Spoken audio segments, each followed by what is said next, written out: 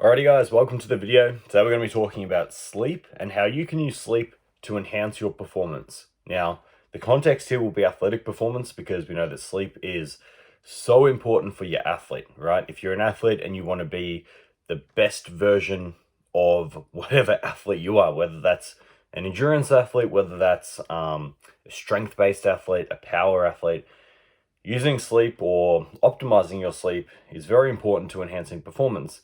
But this also applies to the everyday person, right? So whether that's whether you work an office job and you want to just be the, most productive, most, the sharpest version of yourself, or just anything in your life. Basically sleep is so important for so many functions that it's really hard to overstate the effects of having good sleep versus having poor sleep.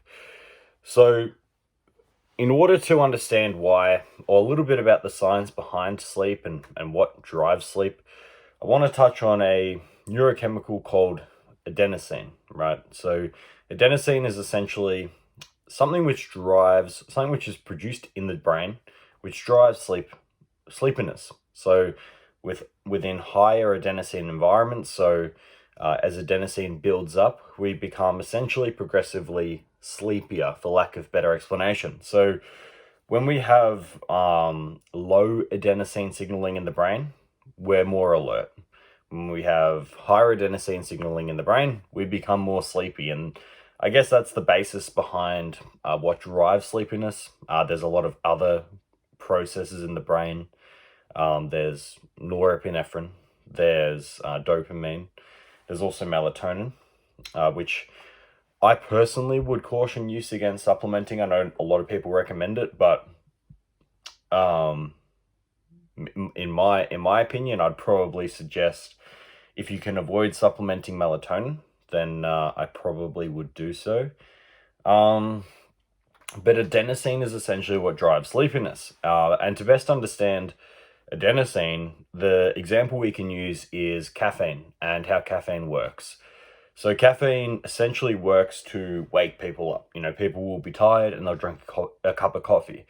So how's that working? Well, it's essentially working by blocking adenosine signaling in the brain. So we have a high level of adenosine signaling, which is causing us to feel tired. Caffeine is what's called an adenosine antagonist. And this is where its performance enhancing or its wakefulness properties come from. So not every person is caffeine going to cause this effect of wakefulness or this positive effect. And everyone has different genetics, different polymorphisms that will mean that they get highly aroused from having a small amount of coffee, or they become, they don't really respond all that much to coffee itself. But caffeine essentially works by waking people up, as it's a adenosine antagonist. So it binds to the adenosine receptors in the brain, which would normally bind adenosine and cause the downstream effects of inducing sleepiness. Caffeine works by blocking those receptors. So the adenosine is still present and it's still built up in the brain, but it essentially can't work to, have its effect of causing sleepiness.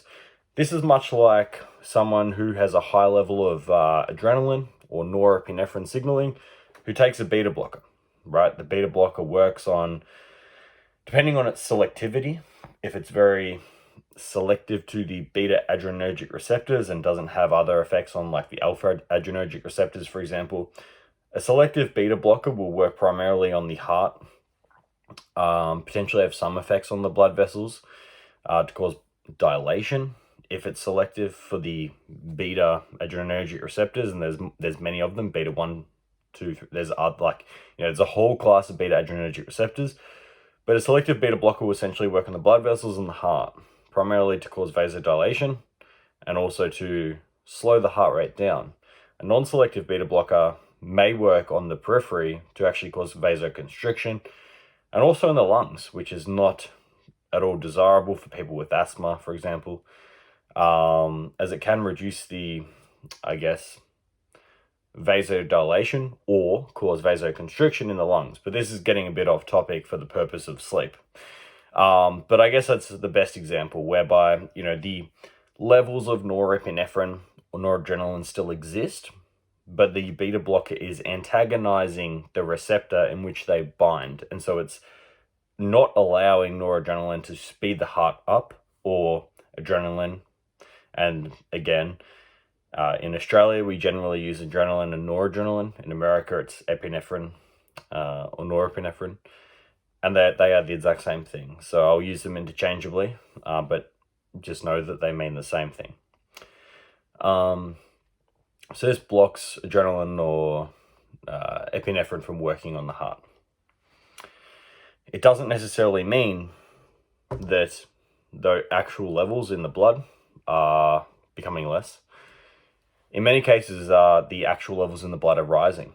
And this is the same with caffeine and adenosine, where basically we're antagonizing the adenosine receptor, but the adenosine molecule is still building up.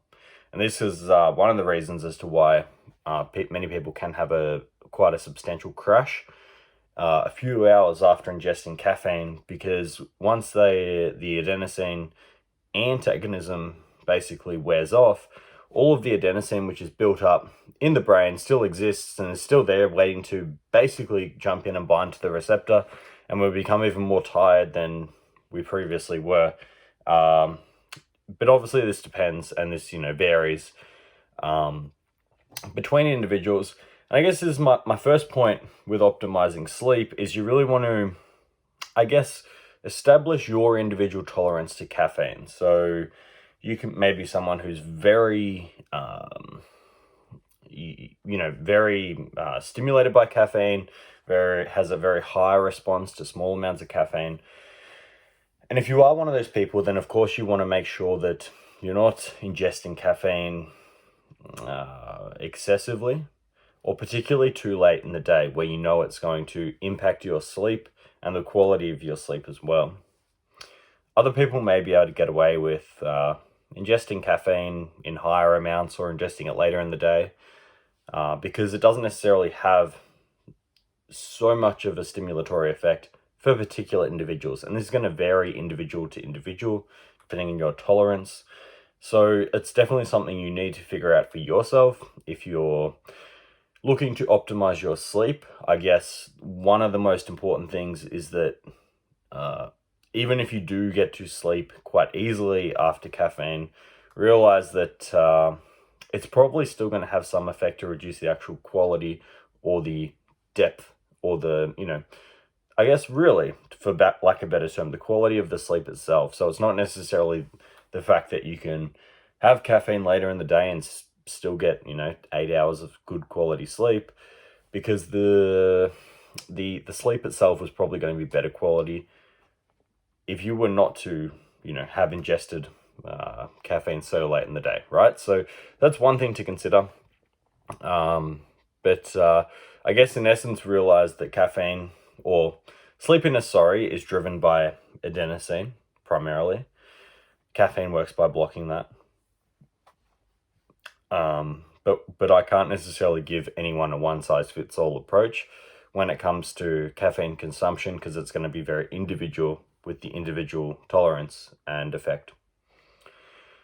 When we talk about sleep and circadian rhythms, for example, our circadian, or the circadian force or rhythm, essentially refers to a 24-hour cycle, whereby within that cycle we will have periods of, or a period of sleep, and then periods of wakefulness. So if we want to optimize sleep, we do need to understand how that circadian rhythm is influenced and how we can actually encourage the circadian rhythm, I guess, to work to our favor. One of the most important things that we can do, as whether we're athletes or just everyday people who want to try and enhance their sleep, one of the most important things we can do is actually exposing our eyes to light very early in the day. And it's actually important to get outside to do this.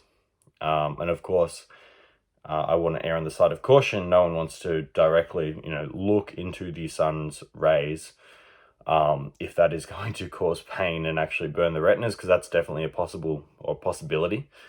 But often blue light or light from our phones, or any kind of other lights, or even sunlight through a window, isn't necessarily sufficient to promote the level of stimulation that we necessarily need. And we have lots of photoreceptors. Our retinas directly, take sunlight in, and this is very important for regulating the circadian force. So one of the most important things that you can do, or the best way in order to regulate your circadian rhythm and ensure that you are going to be awake during the day and then have the period of sleepiness later in the day, and sleep through the night, to encourage the circadian rhythm to the best of your ability. It's definitely important that within 1 or 2 hours of waking, at least, or as soon as possible, that you can expose yourself to sunlight, right? Ideally, this will be as the sun's rising, because the actual strength of the UV radiation will be different depending on where the sun is in the sky. So on sunrise, it's going to be a lot lower strength, and therefore exposing yourself to that level, or looking at that level of radiation, is going to be less detrimental or to the health of your eyes than directly during the day when it's at its peak, or when it's at a different area in the sky or angle. So that's very important. So within 1 to 3 hours of rising, you definitely want to try and get outside and get some sunlight. Not directly, but get the sun, get the light, get it in your eyes, and get that process of wakefulness and teaching your body that the sun's up, now we're awake. That's definitely important to regulate the circadian rhythm. We also need to talk about melatonin, because melatonin is definitely something which a lot of people have started to supplement. My personal advice would be to obviously work with a physician before you supplement anything, whether that's a prescription drug, of course, which should always be prescribed by a physician, or even some supplements, because at the end of the day, anything with which we ingest can impact our circadian rhythm. Melatonin definitely encourages sleepiness or sleep, but supplementing melatonin, while it can help people get to sleep, doesn't always help them stay asleep during the night. Another thing as well is that when we buy this over the counter or off the shelf in many commercial products, because even though melatonin's a hormone, and again, this is kind of strange in my eyes, because it's a hormone, much like estrogen, much like testosterone, much like thyroid hormone. Melatonin is a hormone. It is freely available for purchase. So in some countries this may be different, but in Australia, you can buy melatonin supplements, and it's also able to be prescribed. I would always encourage people to get, if they are going to supplement it, which I personally would try to avoid, because you down-regulate your own production. But if they are going to supplement it, I would always encourage it to be a prescription from a doctor, because one of the things that has been found in some studies, or that some people have looked at, is some of the commercial products can really, regardless of what they say or the amount that they say on the actual product itself, can vary in how much melatonin they actually contain. And this is definitely an important thing to keep in mind when you're buying supplements, commercially available supplements. Some of them won't always contain the exact amount of melatonin in the supplement itself as to what it says it does. But if you're getting a prescription grade product, then that is highly unlikely to vary in the actual concentration that it is saying. So it's very likely it's going to be extremely accurate, and the quality of that will be as it is suggested. One thing, I think, going back to exposing yourself to sunlight or getting sunlight in the eyes early in the day, is that people who, I guess this is one thing that not a lot of people do, especially because we live inside so much now. People who are night owls or consider themselves night owls or struggle to get to sleep at appropriate times during, like, later in the day, often this arises because we haven't necessarily set the circadian rhythm when we've exposed ourselves to light early in the day. So when we want to optimize sleep later in the day, it's really important to set that up early and get sunlight, exposure to sunlight early in the day. Now, one thing we need to focus on as well when talking about sleep and optimization and how it's so important to performance is also focusing on not obsessing about getting to sleep, because this can be a detriment for many people. Many athletes do have the personality in which they are very competitive and in which they obsess about the minutia and trying to make everything perfect, almost like an obsessive compulsive personality. So one thing we want to focus on is not obsessing too much about sleep and the minutia of sleep, because this can almost create anxiety about sleep, whereby we know it's so important that if we don't have a good night's sleep, we'll subjectively or consciously think that now our performance is going to suffer, and that will create more anxiety to try and force yourself to get a good night's sleep the night after. But that's not necessarily conducive to a healthy sleep hygiene and thinking about sleep in the right manner. So we definitely want to not obsess on the minutia, but rather just put the pillars in place, or the building blocks in place, in which we can best optimize our sleep. And then regardless of how well we do sleep, don't stress too much about it, as hard as that can be for some people. Now, what are some barriers to getting a good night's sleep, particularly for athletes? I think sleep apnea is definitely one of the most it's not one of the most underdiagnosed conditions, but it's definitely a condition which is underappreciated in the effects that it can have on everyone for general health, but particularly athletic performance, but also longevity and health. And it's also not always picked up on, and people can go for many years with sleep apnea before someone tells them, or their partner tells them, hey, you literally stop breathing during your sleep, or you're a heavy snorer. But they may not necessarily know that for a long time, or get told, and it can't always be objectively appreciated when you are asleep yourself that you have sleep apnea. But it's definitely more prevalent than it is diagnosed. And one of the big risk factors for having sleep apnea is having a wider neck, or a wider than average neck. So strength-based athletes, power athletes who have a wider neck circumference, so whether it's rugby players, NFL, these guys are probably a lot more susceptible to sleep apnea than the more lean, skinny, endurance, maybe marathon runners, etc. But realize that everyone can get sleep apnea, so it's definitely something to consider and keep in the back of your mind. Overreaching or overtraining is a big barrier to getting adequate, restful sleep, or getting a good night's sleep in which you become very well rested. What happens when we overtrain? We have increased stress hormone response. So we have high levels of adrenaline or epinephrine signaling around the body. We have cortisol increases.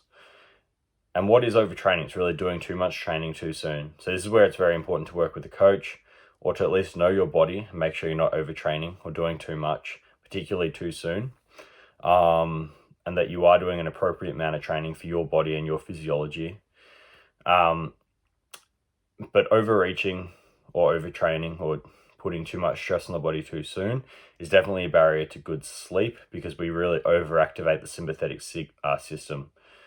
And even if we are to get to sleep, having high levels of sympathetic activity during the night is really going to inhibit the process of recovery. Remember, we have our sympathetic and our parasympathetic systems. Sympathetic being fight or flight, parasympathetic meaning like rest and digest. But most of the healing of the body occurs during that parasympathetic phase.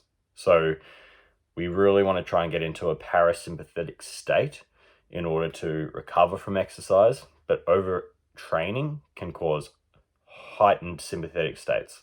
And this is very detrimental to recovery. And then long-term, sleep quality, and then mental health and anxiety and all these kind of problems that can result. Stimulants, we've talked about caffeine, but other forms of stimulants, too late in the day particularly, can be very detrimental to sleep. And then excessive light, which we all know we should never be on our phones too late into the evening or just before we're trying to get to sleep, because we can be stimulating the responses which occur in the brain, which essentially suppress melatonin, which doesn't necessarily help us to get to sleep whatsoever and can reduce the quality of our sleep as well. So some things you can do are just to try and, as best you can, it's not always possible, but not use your devices too late in the day. And also, if you are trying to sleep when there are lights on around you, which you should never be necessarily striving towards, but sometimes it's just a reality for some people, get an eye mask where basically, you're blocking out the light, and you can have a dark environment for your eyes, and that will or should help you to get a better quality sleep than when you have lights around you. So I think we need to talk about supplements as well, because supplementing for better sleep has become increasingly common. I don't want to talk about too many supplements, but there are some which do have some good scientific backing. One is called Apigenin, I should say, Apigenin, Apigenin. This is a compound which is derived or heavily found in herbs like chamomile, and this has been found in studies to improve sleep quality. L-theanine also improves sleep quality, or has been found in some studies. And then magnesium threonate, or other forms of magnesium, which help to relax the body, and they can be helpful for some people. But remember, with any of these sleep supplements, some things you need to be aware of are not taking them too soon before you want to go to bed. Like, you want to probably take them within half an hour going to sleep, so that you're not getting too tired before you actually want to go to sleep. And then also with dosing in and of itself, realize that you do want to, or you might need to titrate some of these things, because the problem that some people can have is that whilst these compounds may help sleep and help them sleep deeper, they can actually have issues waking up in the morning because they're so sleepy from these supplements. So, it's almost like too much of a good thing. You do want to titrate the dose and just see what works for you. But I would also always recommend trying to do the positive, lifestyle habits that we've talked about before going down the road of supplementation, because putting those building blocks of how you're approaching your day, avoiding stimulants, early morning light exposure, these are all going to be much better approaches long term than supplementation. But that doesn't mean supplementation is necessarily bad or good, but it can definitely be helpful for some people. I just wouldn't use it as the first thing you do to try and improve your sleep. I'd look at the other approaches first and then think about it maybe later. So I think that kind of sums up a lot about what I wanted to talk about with respect to sleep, and a little bit about the physiology behind why sleep's or how sleep works. It's also important to think about some of the benefits of getting a good night's sleep for athletic performance.